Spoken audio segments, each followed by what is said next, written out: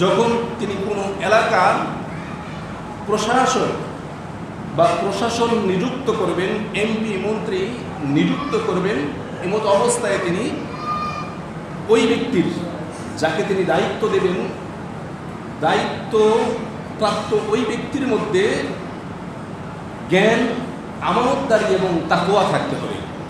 সর্বপ্রথম তিনি যে জিনিসটা দেখতেন সেটা হচ্ছে যেই ব্যক্তিকে তিনি দায়িত্বে বসাবেন এই ব্যক্তির মধ্যে জ্ঞান থাকতে হবে, আমানতদারিতা থাকতে হবে, এমনকি তাকওয়া থাকতে হবে। হযরত সাহাবায়ে কেরাম রাদিয়াল্লাহু তাআলা আনহুম জিজ্ঞাসা করলেন, ইয়া আমিরুল মুমিনিন, আপনি যখন মিশরের কোনো গভর্নর পাঠাবেন, কোনো প্রশাসন পাঠাবেন, বা আপনি ইয়ামিন বা বিভিন্ন রাষ্ট্রে যখন আপনি প্রশাসন নিযুক্ত করবেন, আপনি এত বিচার কেন করেন?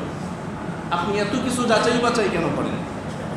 হযরত আমিরুল মুমিনিন ওমর রাদিয়াল্লাহু তাআলা আনহু বললেন, আমি ওমর একজনের দ্বারা এই পুরা পৃথিবীর পৃথিবী শাসন করা সম্ভব নয়। আমার সাথে কিছু এমন লোক দরকার, আমার আয়ত্তাধীন এমন কিছু লোক দরকার, যেই লোকগুলো হবে জ্ঞান সম্পন্ন লোক এবং আমানতদারি থাকতে হবে, এমনকি তার ভিতরে তাকওয়া থাকতে হবে। আমি যাকে দায়িত্ব অর্পণ করব তার মধ্যে যদি আমানতদারিতাই না থাকে, তার মধ্যে যদি তাকওয়া খোদাভীরুতাই না থাকে, তাহলে সেই রাষ্ট্রের বা সেই এলাকার মানুষ কিভাবে তার থেকে উপকৃত হতে পারবে? যদি একটা ব্যক্তিকে দায়িত্ব দেওয়া হয়, ওই ব্যক্তির মধ্যে যদি জ্ঞানই না থাকে, সে ওই এলাকার মানুষদেরকে কিভাবে পরিচালনা করবে?